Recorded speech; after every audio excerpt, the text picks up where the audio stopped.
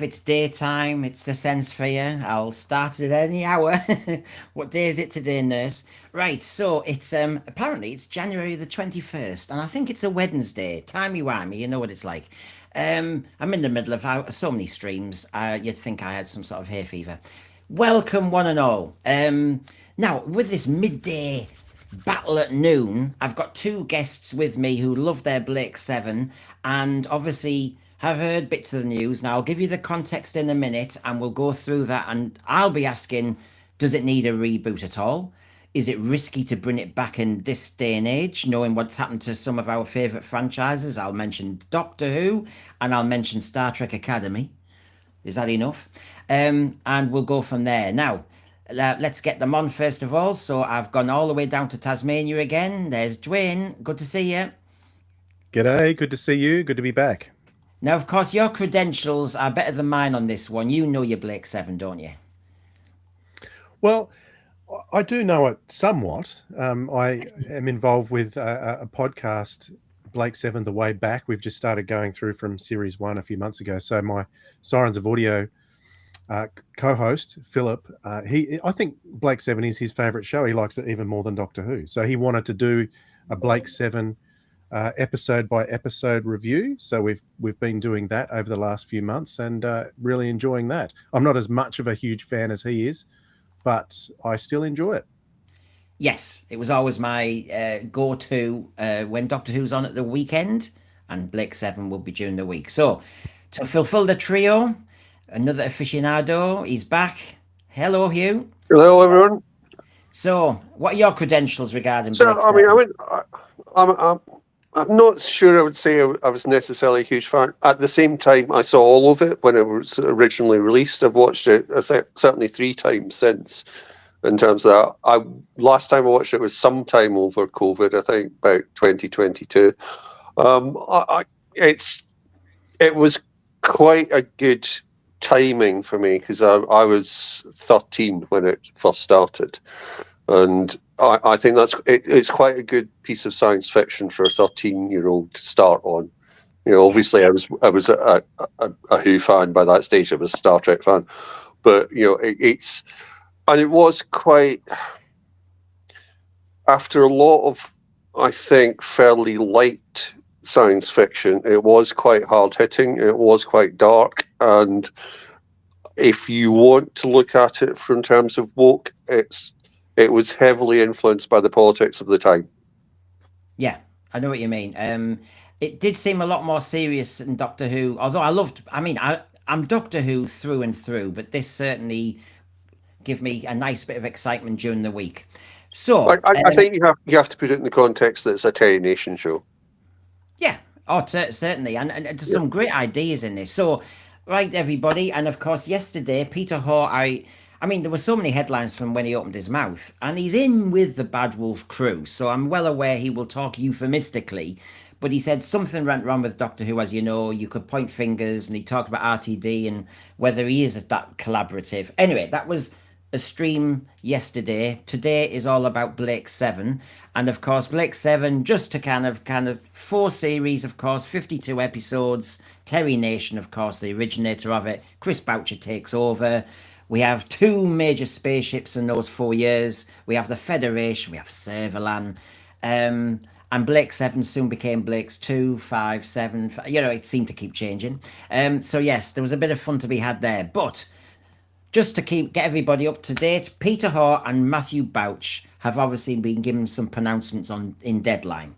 So, first of all, let's just kind of bring everybody up to speed. So, as Deadline said, Blake 7 reboot in the works from The Last of Us director Peter Hoar and The Good Girl's Guide to Murder executive Matthew Bouch. Radio Times picked up on that. Beloved 70s sci-fi series from Dalek's creator, confirmed for reboot, they say. Now, some of the details, first of all, and I'll just pick some of the crumbs from the lads and also from those of our friends in the thread. So, of course, it sounds quite promising if this is the case. Emmy-nominated Peter Hoar launched a production outfit and is working on a reboot of Blake 7. He's opened a genre-based indie multitude productions with an executive and a West End producer. The trio have snapped up a wealth of IP, including Blake 7. Hoar, who directed the long time ago episode of HBO's Last of Us, plans to direct the Blake 7 reboot, which will go out to buyers soon. Bouch would love it to go on the BBC, but of course, I think the highest bidder will get it. We're driven by our passions, he said, but also seen that there is a gap in the market, particularly with the well-publicised dropping off of Doctor Who. Oh, yeah, right. Thanks for that, mate. Cheer me up, no end. You know, Brendan might have to do another tea time show today about the explosive leaked Disney data that I had, and I've got the inside track. People might give you the headlines, but I've got the inside track. I've got to try and see if I can get it by tea time. So yeah, I mean, Dwayne, is this confirmed? It looks as though it's all confirmed there, but then I've got other people doing a question mark whether this really is nailed down. Well, it seems to be, because the Radio Times put out an article as well. It's not just in Deadline.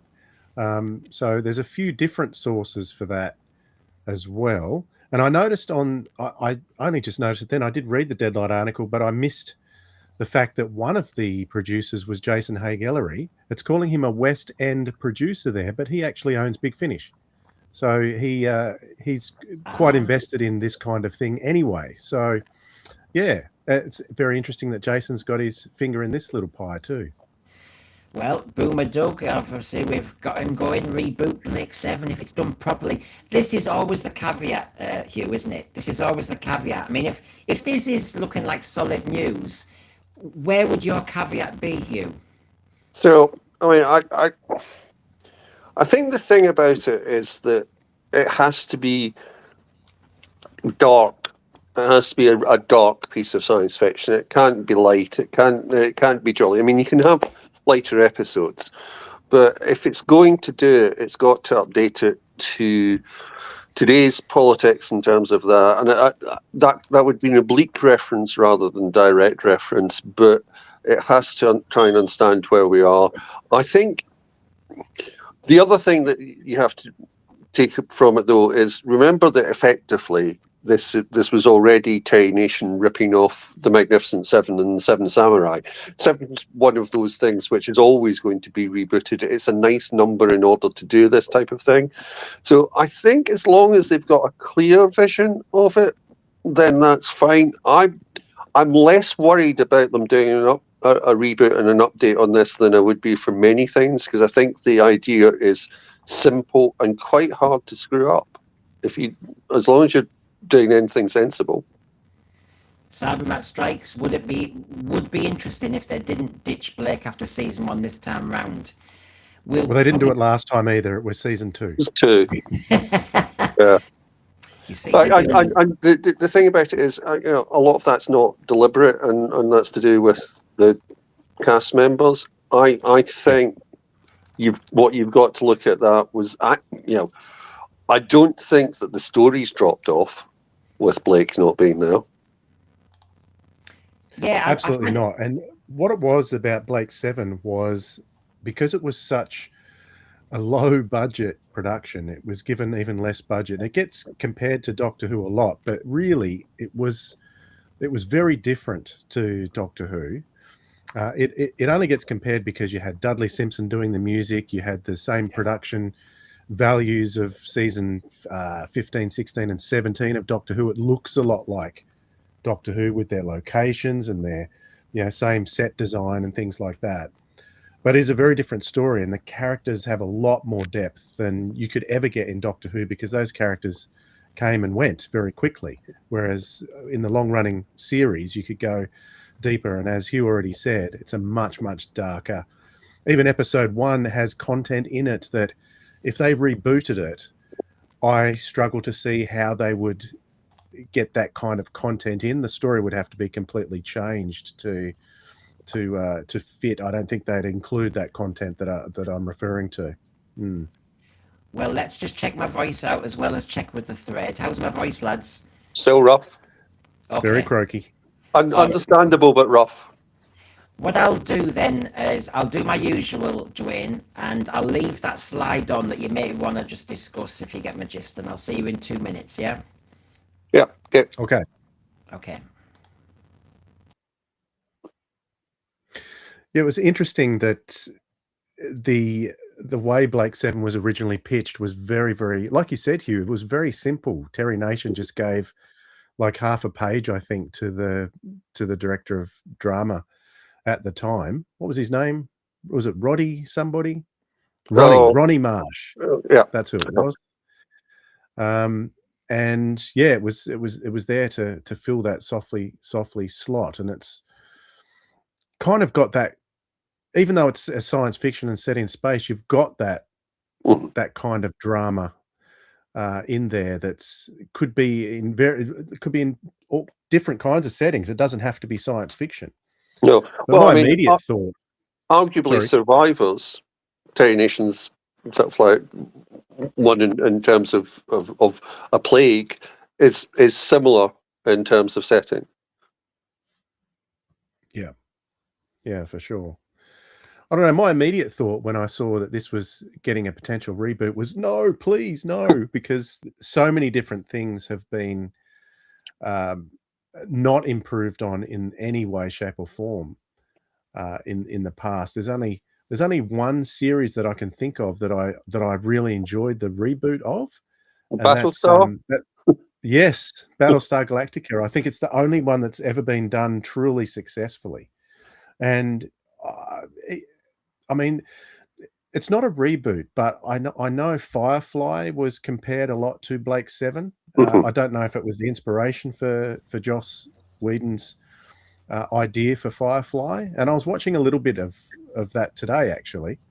I've got the DVDs right here of Firefly, and it's very different to Blake Seven. And I certainly hope they would keep it as British as Blake Seven was. There was something quintessentially British, just like Doctor Who was. So with Battlestar Galactica, it has been successfully done, but there's been so many things that have been less successful, Doctor Who included. My initial reaction was, oh no, please no. So part of my reaction was not so much oh no as why, because it is difficult to do these things in such a way as to improve them. I think it would struggle to stay as British as it was. I think, yeah, well, when you watch how Star Trek have kind of evolved over time, for good or bad, and you realize that when you talk about the agendas that are out there in production teams now, that they would think, well, actually, the excuse is you need to show the universe, you need to show and not be as parochial. So, yeah, they've got it set fair, haven't they? Yeah, I just can't see them ever doing something that they're looking to sell as widely as which I presume they will, that will just stick to that sort of British aspect of it. Yeah. Now, when I said I was doing this today, Brian, who often contacts me on Twitter, good to see you, Brian, in the good old Northeast. He wrote and sent this. Hi, Brendan. Hope you're well. Loving the shows. Blake Seven Reboot is an interesting one. It's been made by an independent production company. Obviously, the BBC will obviously pick it up, and if it's given the proper money with proper set space and locations for the exteriors, it could be amazing, depending on the cast and scripts from Peter. He said 2028, so it would have to go into production later this year. Now, so he sounds very upbeat. I can still see the caveats in there. I have already seen in the thread people saying, actually, can we not give it to the BBC or let the BBC buy it? But then ITV are just as bad. I mean, if you really do look across the terrestrial TV in Britain, there's nobody better than others on this inclusivity and agenda driven stuff. Like my source always said, he said, if you want to do a police drama at the moment, Brendan, it has to be a woman. It has to be a woman of colour. It has to be somebody with a problem. He knows that. He's in the room. And he said, sorry, you can't have a white male pitched forward at the moment. It's just not allowed. So, yeah, those are the rules. So, of course, where don't you go into... I mean, I've got another stream to do later on, lads, on another day when I've had some sleep, on the YouTube deal with the BBC. And so, of course, that could come into play as well, because, of course, you could make Blake Seven now, and you could put it straight onto a different streaming platform that is linked with the BBC, i.e., YouTube. Mhm. So it's more Yeah, independent. I don't know. There's so many different ways of skinning the cat now, aren't there? Um, Lee But it Smith. is interesting. It is interesting that Jason Haigh-Ellery is involved in this, because if he has any say on who's going to write it, I've been saying for years that Big Finish has written arguably much better Doctor Who stories than anything we've ever got on television. And I've often questioned why those writers have never had the chance to write for television. And they'll always get the excuse, oh, Doctor Who's far too complicated. But what we've got is just not good in comparison to what you get on a lot of Big Finish, particularly older Big Finish. And some of those writers, if Jason is involved in the production, may be pushed a little bit by him and may get the chance to write Blake Seven. It may not be seen as high a profile as Doctor Who. So these writers may get a chance, and that could, down the track, if they are successful with Blake Seven, it could translate down the track for maybe future writers of Doctor Who. Who knows?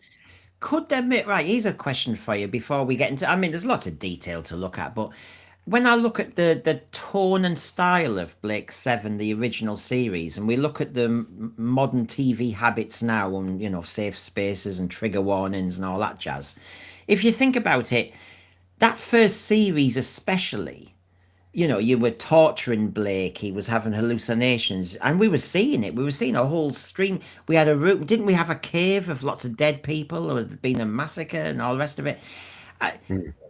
When you look back at the classic series of Blake Seven, let's just say, for sake of argument, they may reboot the stories or something like that. Would they have to make some serious changes to how it was, to actually the storylines and the characterization? Do you think? I think they I would don't think so. definitely. But sorry, on you go. We were just contradicting each other right at Yeah. the same time. There you go. You go first, Stu. Perfect timing. Well, I don't think so, but I think it's dependent on what you want to do with it. If you look at Blake Seven and say it's a family program or it's for younger kids, then no, it's not going to work like that. If you looked on it, say for example, and said no, it's going to be something closer in terms of tone to, say, The Night Manager as a totally different thing, then I think it could work. So I think they have to be very clear about what the aim is to get that. I agree. I think that it should definitely not be promoted for families. It never was a family show. It was always an adult show. Lots of kids watched it because, people talked about it, but Doctor Who fans talked about it. So naturally kids were interested, and the same thing would happen now. But the BBC has really been sensitive towards how Doctor Who is marketed and who it's marketed to, and that has affected some of the content. Whereas Blake Seven, they've got the freedom to say, well, this is going to be an adult show. They keep it similar to how it was. As far as characters go, well, the actresses at the time, Sally Knyvette and Jan Chappell, particularly Sally Knyvette, were complaining about how little the female actors got to do, the female characters. That would obviously have to change. There may even be, gender swaps and things like that with certain characters. Who knows? But as I said, I've mentioned earlier Battlestar Galactica, and they were successful in. There was DEI in Battlestar. There was gender swapping characters that weren't in the original, and it worked beautifully. I'm not saying I'm completely satisfied with the ending of Battlestar, but the journey itself was totally gripping, and it was completely different from the original. So if they do it right, you're nodding away, Hugh. You agree with me? Absolutely. I mean, it's obviously the classic gender swap is Starbuck, and I don't think you could have improved on that performance. Now, it's interesting, isn't it? Because Bouch is saying we've spotted a gap in the market. Now, oh God, with anything, if you want to make money in any industry, you want to spot a gap in the market. A gap in the market. As a Doctor Who fan, I'm sat here going, we were squatting in that gap but we actually absolutely wrecked the opportunity. We all know that. 460 streams later, I think you know my opinion. But what a strategic disaster. You had Disney money, you had RTD, and you were sitting in that gap in the market. Or do you think, no, Brendan, what Bouch is saying is there's still a gap in the market whether Doctor Who's good or not, because as you're saying, this is more adult sci-fi. Is that what you're saying? There's a difference here. Yes. And it's much more contained. It's more in universe. You can't go anytime, anywhere, any place. You've got to be in the Terran Federation or however they update it. You're in the one location all the time. So it's going to be more episodic, but you're not. It's a totally different beast to Doctor Who. Yeah. I mean, Peter Hoar, just so everybody can see, I mean, I've got my deadline article there, and there's a bit more to come. Radio Times then picked up on it and said it's confirmed. But here in the SFX magazine, director Peter Hoar, you can see his back history. Blake 7 as a big logo, 2028 the date. And Peter's Instagram says, take a long look. That's the last you'll ever see of it. Quotation, no, I'm coming back. Blake 7 hashtag. Looks pretty confirmed to me. 2028 nailed on. So see here, unfortunately, Aurak is already dated by modern standards. We could have a Joanna Lumley. Remember the old Amazon voice? You have email. I don't think we can get away with a voice computer as a character. No. Oh, not even Peter Tuddingham. No, even Peter Tuddingham. It's so of its time. And I mean, effectively, that stopped and became impossible with data on Star Trek: Next Generation. You can't have a disembodied character like that.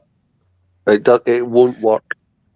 Because in Blake 7, by the time Aurak came along, there were two disembodied characters. You had Zen, which I think Zen could still work because it's kind of disembodied voice, but you've got the ship. The ship. So it's actually the Liberator is the character there, I think, isn't it? Yeah, yes, that's right. But I think you're right. Maybe Aurak would have to be something more akin to a robot that you could see and could interact more as a human. The other thing I don't think you can get away with, and I think they struggled with in the original, is you can't have an all-powerful computer and not win almost instantaneously. Well, you've got Bernard here. AI was a major contributor to original Blake 7, so imagine it'll be a sci-fi update based on present AI projections. Oh, God. It could be showing all the wrong stuff. I mean, obviously Grok will undress whichever character you've got, but within that, I think you can. So again, you look at what happens in Star Trek, and you had the Holo Doctor in terms of that, who has returned with Starfleet. It's something like that might work, but it's going to be on that type of basis. You need the face. Now, I don't think we could get away with it, and I think sort of like what you could do is if the ship and the computer are completely intertwined, it will be represented as a character, but it will be more physical than just a voice. And it'll still be Joanna Lumley. If we get Joanna Lumley for it, then that'd be great. But I can just imagine 2028, she might be pushing it a bit. You are about to be attacked.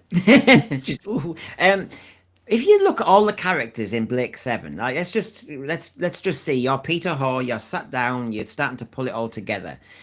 Now we've got Blake, Avon, Jenna, Villa, Gan, Callie, Dana, Tarrant.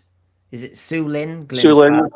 Yeah. Now, are there any of those that I've listed there? We were just talking about Aurak and Zen. That you think would be, I think, best left.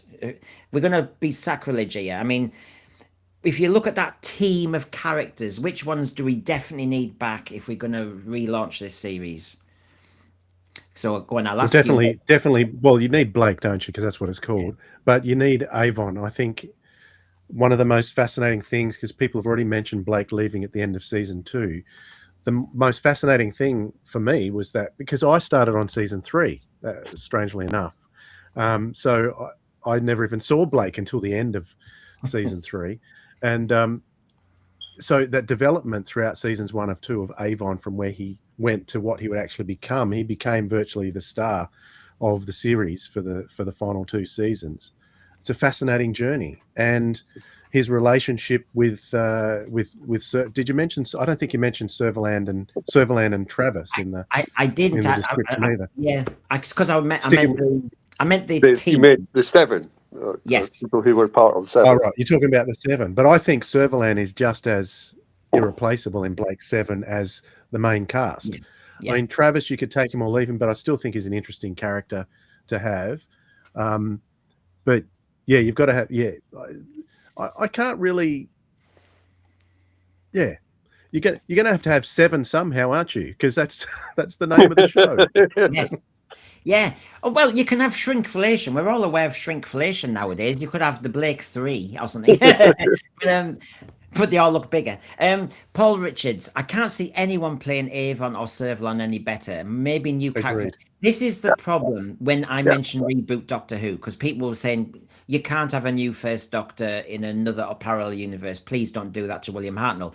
I get that. Although, as you know, I always throw back and saying, how many versions of Miss Marple have we had? How many versions of Poirot, Sherlock Holmes, Tarzan? Sherlock Holmes, yeah.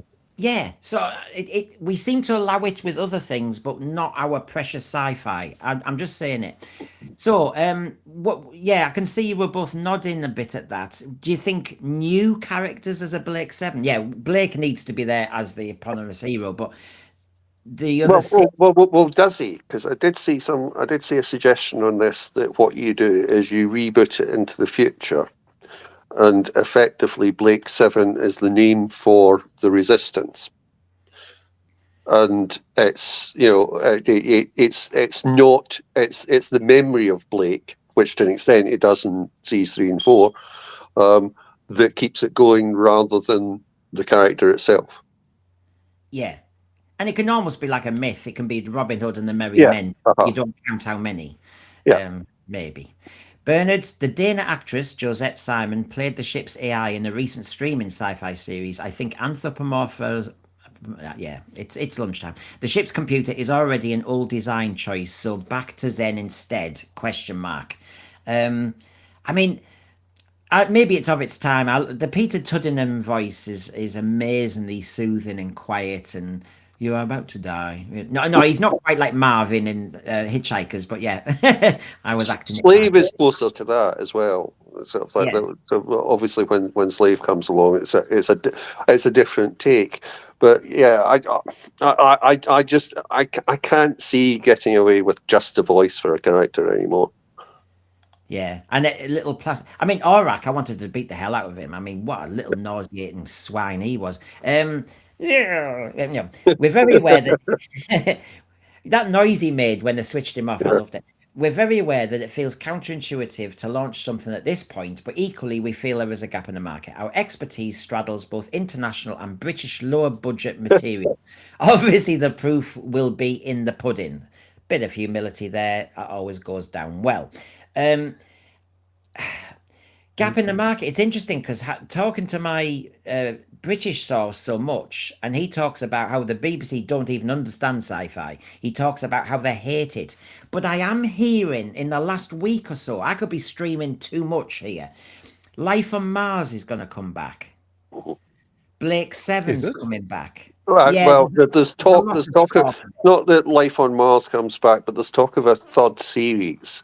So apparently there was always an intention to do 3 series, and this one's meant to be called Lazarus, and it should feature Gene Hunt and Sam Tyler in some fashion. So it's an arc that they didn't get to do because the BBC turned it down. Yes, and the source was telling me about this at the time, that Life on Mars was, as you know, successful and ratings-wise, and yet the BBC despised it. They despised it as it was being made. They were so glad to get rid of it. And so when we talk about Blake Seven and Doctor Who, you think sometimes, you know what, BBC, they don't really know what they've got. They don't understand it. Why don't we trust it with somebody else? Is that what the gap in the market is? The gap in the market is good quality television. There isn't any, or not a lot of it at any rate. So, I mean, there's gripping television, but it's like we're gripped by things these days, and the general audience is gripped by things more reality based, like The Traitors. You know, that's huge now. So, you know, that's the kind of thing people seem to like. It's drama is not like it used to be. Yeah, I mean, just before I move on from the characters, though, which one is the one that? Okay, take Blake aside. It was an interesting one, that, and it's, you know, I think I'll take Avon aside as well, because Avon seemed to be quite integral in the end, didn't he? You know, and he was being playfully romantic with Servalan on occasion. Even, you know, I thought, oh, here we go. What about, so which ones do you think, oh, I'd love them back? I mean, Jenna, and I think the female actresses are correct. In 2026, the female representation was already there in the 1970s. The dialogue wasn't. And maybe their Yes. roles need enhancing, that's all. But Jenna, what Yes. does it say? Skilled smuggler and pilot. I mean, yeah, that's a bit kick-ass. That's good. That's, you know, keep that female. So I'm just throwing out that one. Callie, I was always intrigued by Callie. I always liked Callie, the telepath, liked that character. Dana was the Just wasn't weapon. utilized enough within No. the series. That's the only problem. Yeah, they all talk. Telepaths are difficult to use because they sort of they become a sort of sonic screwdriver in the sense of subverting plot in some ways, and you know that slightly worrying in terms of Starfleet Academy, and all of a sudden we've got Beta said back. If you're telepath rather than just empathic, which to an extent is what they did with Troy in Next Generation, then you have real problems writing the script without it being subverted by the telepath being able to go, well, actually, their plan is this. I know, and the other thing is the evolution of characters. And you've had Carol Ann Ford in Australia, and of course, Carol Ann Ford is the classic case of she goes into a series to be an unearthly child and be very alien, and in the end, she ends up being a screaming companion, and it got diminished. When you saw people like Jenna at the beginning, Jenna was quite hard faced. You know, when they were all going on that prison ship and they were heading off to God knows where, you know, they were all very, very wary of each other. And I loved that vibe. They didn't trust each other. She was the only woman on that ship, though. That was there wasn't any others.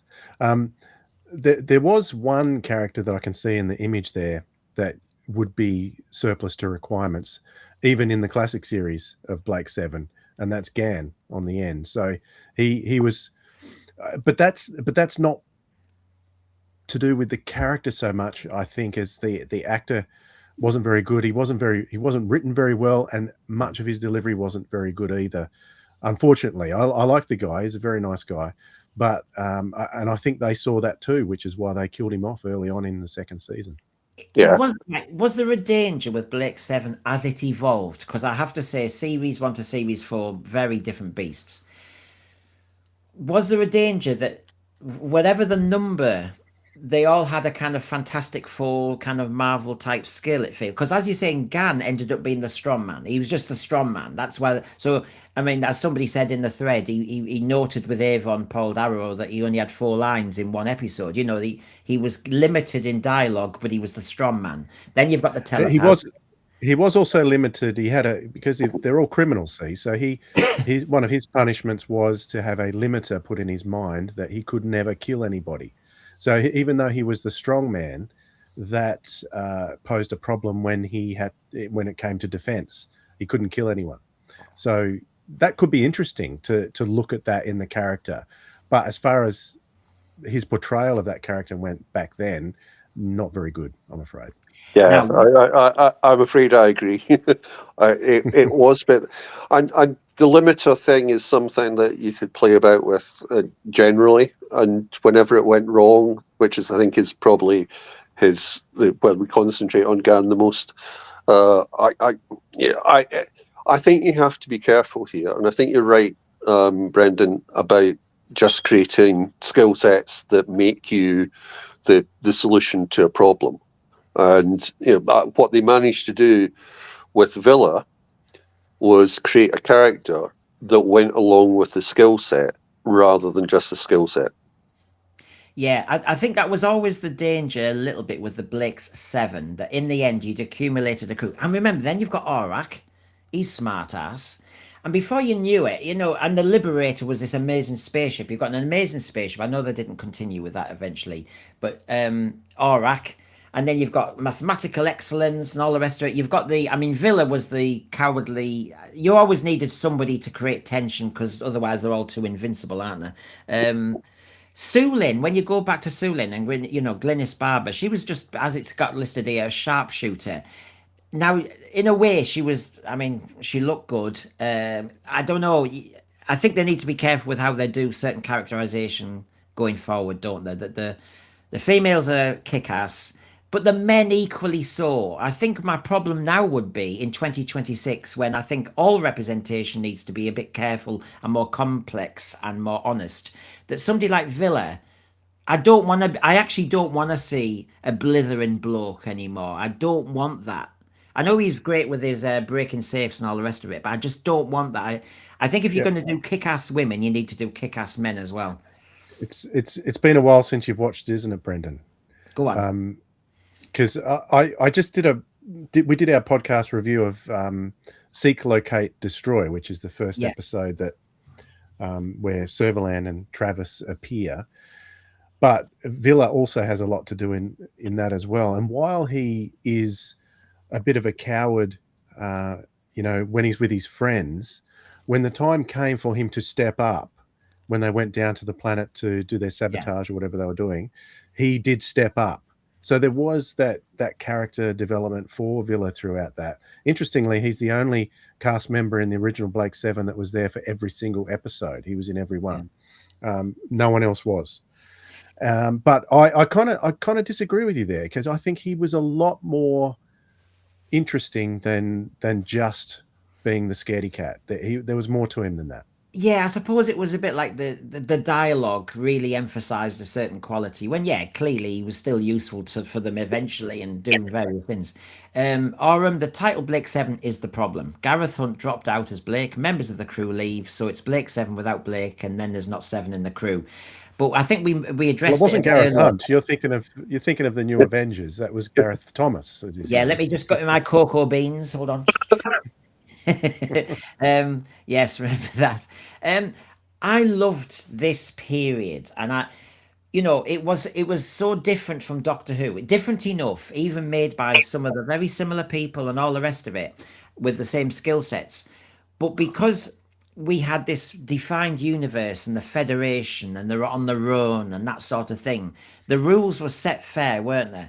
Whereas Doctor Who is a bit more kind of fluid, which I also liked. And in many ways, in a way, isn't it funny? I want Doctor Who now pinned down an awful lot more with rules and regulations, because I think it's been too free. Whereas Blake 7 has a nice framework to work within. Very Star Trek, and I don't mean that in a cheap shot way. I mean, you had the Federation, you had the Klingons. Gene Roddenberry had that quite set up. And I think Terry Nation and Chris Boucher set this up very well. Do you think we need more in Blake 7 than the Federation? I know there were always individual adventures where the Federation were in the background, but build more of a universe as they did with Star Trek, because the Federation, there were some stories you thought, it's going to be Federation to death. Sometimes I got a little bit tired of, that period, I don't know if it was around season 2, when Avon, the episode would start and Avon would not tell anybody anything. It was always something in his head. And he told Zen, we're going to go to a certain planet. Everyone's on why, and he's going out. And he always had a mission set up in his head that he wouldn't tell anybody about. Do you think we need to expand this a little bit more or not? Certainly expand it in as much as explore ideas that sort of you glimpsed in the original series but were never explored. Like in episode 1, we have the Federation oppressing its citizens, giving them drugs to subdue them. They're very dictatorial. Why? How did it get that way? If we could explore how the Federation got to be how it was, that would be interesting. I think those kind of things would be very interesting to explore more of the glimpses that we got in the original. Mm-hmm. Well, and that would tie in with, to an extent, why Battlestar's a better reboot than the original, is that it did a lot more of that in terms of the Cylons and looked at that and looked at the aspect of that. I absolutely think that what you do is you expand what the Federation is, and that's got bits of prequel. It's where Servalan, Servalan's, I think the character which is almost impossible to get rid of in some form or other, because it was that conflict between her ambition and what the Federation was for that made a lot of this interesting. So the main adversary for most of it wasn't in the position of power. Yeah. I mean, you've got Josie Smith here. Terry Nation wanted to bring in the Daleks at the end of Series 2 of Blake 7, but it wouldn't have worked out anyway. They're more Doctor Who adversary. Yeah, crossover is still the trendy word. Star Trek and all the rest of it with Doctor Who. We did see Sea Devils in Doctor Who, in Blake 7, but there weren't Sea Devils, were there? We did see Richard Hurndall. We did see various people. But and we saw props reused, of course. I'm obsessed with pillars being reused. I'm very up on that. Lots of pillars. Lots of pillars. Oh, I saw loads of... we all saw sets from Doctor Who that we used in Blake 7, and it was fun. But nowadays, sometimes producers can get lazier, and this crossover idea is kind of on trend for them. Would it be dangerous that Blake 7 coming back might think we can utilize the Doctor Who universe or link with the Star Trek? You know how they think. What are your thoughts on that, Dwayne? Well, the crossovers could always work as long as they're written right and it comes down to the stories. The most gripping thing about Blake 7 was a similar thing to how gripping Doctor Who was. It wasn't the best looking thing in the world, but the stories kept you in. And if the story can keep you in and there is a kind of a crossover, what didn't one of the Spider-Man movies go into a multiverse and bring back a whole heap of other different Spider-Men from different universes? So that was a kind of crossover that I think was very successful. I haven't seen it, but I recall that it was very popular. So they could do it if it's done right. But yeah, whenever you start crossing over and spinning off and all that kind of thing, it kind of detracts a little bit. Where surely a crossover in terms of this, if it's not capable of standing for 2 series on its own without a crossover, it's not a good series. Then you can maybe look at it and see what happens. But this has to establish itself, not run off of something else. Yeah, people mostly in the thread are saying so. I feel as though I'm a purist. I'm discovering more about myself the more streams I do. I'm going, I really don't want crossovers of any type. Bernard, I agree the Federation tactics are where the proper sci-fi ideas reside in Blake 7, as these ideas relate to our modern world so excellently. Oh, you could have some real good messaging going on. Now, where would you start, lads? Scorpio, New Spaceship, Liberator... can you do a Blake 7 without the Liberator if you did a reboot? No, it's quintessentially Blake 7. Yeah. I think if you look at the start of it, it's so crucial to being able to break out of that control of the Federation that you have to give the rebels, however you start this, you have to give the rebels something like that gives them the ability to survive, because otherwise the Federation just blows them out of the sky. Yeah. Oh, by the way, can I just... I'm not scaring people. I'm just aware of where we've been with a certain other brand here. Blake 7 coming back, reboot, relaunch, and all the rest of it. So, Dwayne, they love their origin stories, don't they, nowadays? Would you like us to go further back with Blake before we get kicking off? Because a producer might love that idea.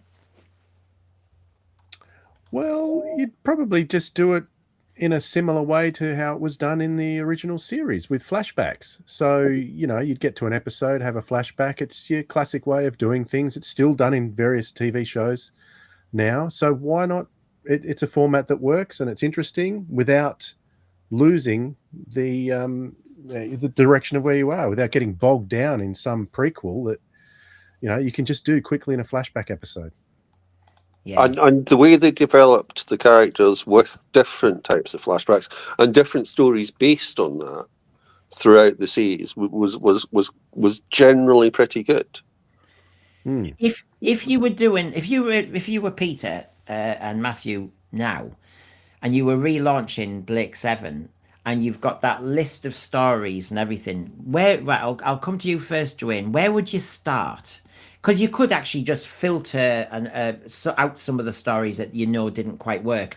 Where would you start? What would be a damn good way of starting? Would it be as in the original? I mean, I was gripped as a kid watching the original. I mean, it's on at about 7 o'clock, something like that, wasn't it? They said it was the softly slot. And you're expecting stuff like police drama. It was always Z Cars or something like that. And then suddenly you got this and you got more space. But it was so gritty and gripping and oppressive, and the government were vicious, and I was absolutely gripped. Where would you want to start it? Because you know the story's probably better than me, Dwayne and Hugh. Where would you start it? I think you could start it exactly where the original started. I think it would work very well. I'm not sure how you would deal with the subject matter because it deals with child exploitation, and that's what they're framing Blake with. And yeah, some of the wording they use in there is pretty full on as well. Yeah. But I'm sure a clever writer would be able to work that in somehow. And you've got topical things that people are aware of, like Epstein and that kind of thing. So people would be able to relate to that if you wrote that kind of thing in. But I think where it started was just fine, with him being, his memory wiped and being accused of something he didn't do. And the coming together of the different characters slowly, but because of related reasons, how they got the ship. I mean, you might want to play about with it in terms of exactly how, but it's a pretty strong start to a series. Yeah, I thought it was, sometimes that does happen, doesn't it? I mean, it's well thought out, and like a lot of series, when they become successful, sometimes they evolve in different directions. Bernard here, start with the rebellion, an individual standing up and saying no, and just run from there. Well, it kind of started that way anyway, because someone stood up and said, "We just want to be peaceful," and then the Federation went bang, no, and that's where that all sort of started there in the first episode. Having witnessed and experienced and watched the 4 series of the classic series, would you, if you were in charge now with the budget and all the rest of it, would you go down the same track of the 4 series, or would you do things a bit differently at certain points? So, for example, the big one is we go from Liberator to Scorpio. There's one big one. The crew changes, that's cast changes and all various other things. But if you were in charge of this and could pin people down with contracts and everything, are there any missteps that in the end happened in the original series that you would want to erase, or spend more time focusing on a certain area of the plot that, because it did move on. Series 1 and Series 4 are almost unrecognizable to me. Very, very different. Well, even the tone changed. Well, what's interesting about, the transition from the Liberator to Scorpio, it's chalk and cheese. They're not very similar at all. Yeah. And you much prefer the Liberator at the end of the day. It's a massive step down. I'm not sure why they went in that direction, but it was a shame. But what's interesting about series 1 to 4 is I think Servalan's journey. I would be focusing on that, because she goes from Supreme Commander of the Space Federation. She's obviously got ambition. By Series 3, she is the President of the Federation. And then by Series 4, she's virtually a fugitive, trying to hide from the Federation. So I think that's a very interesting, I mean, it's never gone into as deeply as I would have liked in the original series. And that they're all areas that you could explore with a new series, watching those kind of things. And we all know how the series ended. Do we? Has anyone not seen Blake 7? With the entire cast appearing to be, okay, if you haven't seen Blake 7, I advise you to turn your volume off now for 10 seconds. But the entire cast is seemingly killed at the end of Series 4. That would be a fantastic way to end a series if it was rebooted, end that on a cliffhanger. You could even do that for even Series 1 if you needed to, and get people back for Series 2. That would be fantastic. A very, very dark ending to a series, but I think you could use that as a cliffhanger. So yeah, just in terms of the influence, we mentioned whether Firefly was influenced by this. I would suggest that the end of the Angel is influenced very directly by this. They're not all dead, but it appears that they have no chance of living. Yeah. Okay. I've got Eastland Burkholder saying Avon lives and all the rest of it. Well, right. We'd have to be doing some recasting, of course.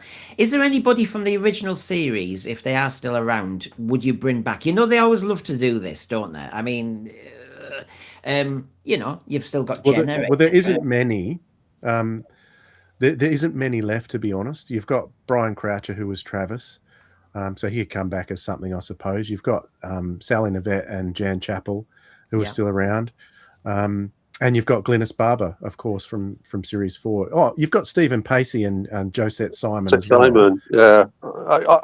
She's very prolific in TV and movies now, isn't she? Yeah, I just thought you if you want to do a link, and obviously it depends on whether you're rebooting it to sometime in the future or the original Blake 7. Josette Simon's probably the one that is most obvious in terms of the stuff that she's done. You know, whether sort of like, you know, whether you have a passing on of the torch as she dies into a completely new generation of Blake 7. You know, maybe the title of Blake becomes exactly that, a title rather than a name. So you are the Blake. And maybe she's the last Blake that we know, and then we have new Blakes. So there's that element of continuity, but then if you were doing a proper hard reboot, starting again from the beginning, that throws that away, and you'd have to be a different character. You could get the actress in doing that. Because they bring the Liberator back. The Liberator's destroyed, isn't it? So you'd have to come back and start again. Which version in the end are you for, lads? Are you for, no, just start again, really go for it, hard reboot, this is Blake 7 2, so to speak, or a continuity element, as Hugh was just mentioning there as a possibility? Where would you go, Dwayne? Because you know people get so riled about this possibility of hard reboot. I've just seen Robert Payne saying, there's no need for any new Blake 7. We've got the classic. Because there's the argument still. But as you know, producers and TV producers are lacking ideas and they tend to want to remake stuff. Look at Hollywood. So, Dwayne, where do you really stand? A hard reboot of Blake 7? Well, it's interesting because, as I said before, that was my initial reaction. Just leave it alone. It's one of the few IPs that's left that hasn't been butchered by remakes. I do think it's been long enough that it could be attempted, though. And because of one or two successful reboots, like Battlestar Galactica, even though Battlestar wasn't technically a hard reboot, it kind of, well, I guess it was a hard reboot, but there was sort of Easter eggs harking back to the original series. I'd be inclined to go the hard reboot route myself. Yeah. Yeah, I agree. I think, even though what I was suggesting earlier, I think it's a possible way to go if you wanted to do it. The problem you then have is You have to fill. So if we say it's set 100 years in the future or whatever, you then have to fill in that 100 years and what happened to the Federation, and that becomes problematic. And I think you then end up with a lot of problems that we have in a lot of the Star Trek series, that that do these really connect. I think Hard Reboot, I don't really care about how you want to cast this, as long as the people are good and the characters are good. Yeah. I know what you mean. The thing with Doctor Who is that as Doctor Who fans, when we start talking hard reboot, it kind of short circuits our brain, because Doctor Who is an ongoing story that we want to continue to see ongoing, and it has the capacity and potential to go on and on and on. But Blake Seven's not like that. It's a different animal altogether. It's an enclosed setting that can have a beginning and an end. It's different to Doctor Who. So yeah, hard reboot, no problem whatsoever with that. It's been less infected and poisoned by what's happened, and it served itself well by being away from the froth and attempts and different producers. It was the original 4 series, and then it's been left. I know there's been multiple times people have talked about it possibly coming back. You mentioned just before we started, Dwayne, that it kind of has come back in one iteration already. How did that go? What was the plot like then? It's been such a long time. I think I've only listened to it once. I do own the CDs because it was done for audio, and it's called Blake Seven: A Rebellion Reborn. And there were 3 episodes made with a completely new cast. So an actor called Derek Riddell, who's famous, pretty well known in the UK, he played Blake, and Colin Salmon played Avon. So there we go. Interesting cast. I think from memory, it worked really well. I can't recognize any of the other names that I've got on the screen there. But there were some other short stories as well that were looking back on the various cast members, featuring people such as Keely Hawes was in it, Benedict Cumberbatch was in it, Jeffrey Palmer. So yeah, some big names in that series, but they only did that sort of one-off set of 3 episodes and a few short stories here and there. I thought it worked well, but it was only the one-off thing. And really, for Blake Seven, people and Doctor Who as well, most people want to see it on television. Most people, unlike myself, are more interested in seeing something on the television than listening to it.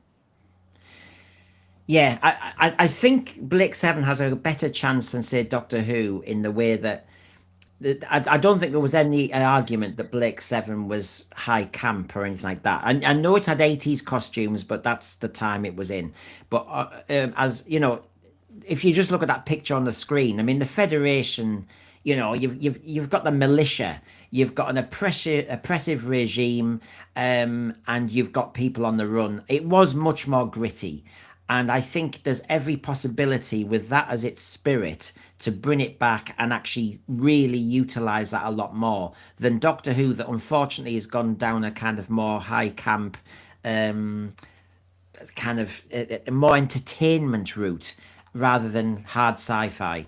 As Oram says here, Doctor Who is tarnishing classic Who because it keeps messing with the Hartnell and pre-Unearthly Child mythos. Hard reboot and leave classic Blake Seven fans with their show unsullied. I mean, once you have attempted this, it better be right. Peter Hoar has done a lot of stuff, but he is close to the Bad Wolf team, as you saw. I know media don't like to criticize each other openly because you never know where your next job's coming from, but you know, as we know, he seemed to have some criticisms of Doctor Who, but he basically just said it didn't work. Well, I picked up a tinge of criticism of Russell when he said something along the lines of, "Oh, Russell is just ... Russell." So I kind of viewed that as a slight criticism, not probably reading too much into it, but that's how I read it. Well, it worked perfectly for what I'd heard from my insider about RTD and Disney's relationship or lack of, and how, you know, I think I was paraphrasing it. Russell Davies is Russell Davies, and there were, you know, he's got too big for his boots. You thought, oh gosh. Bernard, Blake 7 has spacesuits, but only occasionally. I see no value in tying it down to oxygen needed. You see, there's an argument in the thread about how realistic it should all look. I mean, you could go really gritty and make it almost like, you know, like NASA. You could really make it look as authentic as possible. But is there any? It had us. Am I right in thinking Blake 7 had an element of space opera to it? Yeah, you could say that for sure. Which means we don't. The argument, basically, I think about it is, you know, how you portray it is it's a love story between three people. Just outline again. So Blake, Avon, and Servalan. Yeah. It's two blokes and a girl fighting over the universe and each other. It always comes down to sex. Water and Dust Walking. Some of the Blake 7 Servalan episodes were the ultimate in camp, and Avon sometimes strayed in that direction when playing opposite her. I am actually worried that Russell Davies will persuade Peter Hoar to make Servalan trans. I honestly don't think. Go on. If you have never seen Blake 7 and you want to watch the most camp episode, but one of the greatest episodes of all time, you must have a look at Series 2. Gambit is the name. It was written by Robert Holmes, so there's a Doctor Who connection too. It is probably my favorite episode of the season, and it is so camp. It's unreal. It is amazing. If you don't watch anything else, watch that one. I mean, Blake. If we're doing that, because I know we're coming to the end, Brendan, if I could recommend one thing to watch as well about changing how it worked, is Sand in the Fourth Seas by Tanith Lee. That's very different take on it as well. But I agree with Gambit, but you know, it allowed for some really interesting writing. Yeah. I mean, Aurak was like the sonic screwdriver for Blake 7, wasn't it? I mean, I felt there were certain things where, you had your shortcuts if necessary. Sometimes he didn't cooperate, I know. Yeah, but because he was a sook, you know, he could sulk and switch himself off. It was often that's what happened, and they didn't use him for that kind of thing. So they didn't sort of overuse it, I don't think. Now, as the thread are now starting to pour into the identity politics area of discussion, I have to say Blake 7 in its original format was much more adult, as we said. And actually, we were talking about romances between Servalan, etc. There's a kind of sexual tension. So in a way, all bets are off if you brought Blake 7 back about how you would present anybody, because to be quite honest, it was always more adult and always much more able to tap into sex, wasn't it? Yeah, absolutely. Yeah. So I think that will, not that necessary version, but I think that they will tap into that. You know, everything I didn't want in Doctor Who did happen in Blake 7, so to speak, anyway. And yes, Servalan was the Joan Collins of space. You know, it just so happened Dallas and Dynasty were being made while, you know, Blake 7's being made. And of course, it's that time, it's that fashion, and it all dovetails. And Servalan, Jacqueline Pearce, had some amazing costumes, and she had to big it up because she was the Joan Collins of space. And she really did. And I mean, she embodied that role so well. She made that role. And that's always the concern that, I mean, there must be other people out there who can do it. They've just not been given the chance. But it always feels a little bit, it's a shame Jacqueline Pearce isn't around to be able to do it herself, you know? Someone in the thread said Jenna Coleman could do that, which is quite possible. Yeah. And get that barbed wire around her neck again. Yeah, that one. Yeah, just... So, I think there's a lot of people out there that could do it in terms of that. I mean, if you take the original casting, Jacqueline Pearce was not the world's best known actress, and she had done a lot of stuff, but it's about giving the actors the lines and the freedom and them being good enough. And I think we've covered the fact that, you know, in terms of the characterization of Gan, it was neither good enough nor was the actor good enough. which is why we got rid of them. But I'm not really. I think this could stand quite a lot of DEI stuff, simply because it's a weird series when it comes down to it, that doesn't really need people being of one sex or the other, because it was already trying to play about with that just very early on.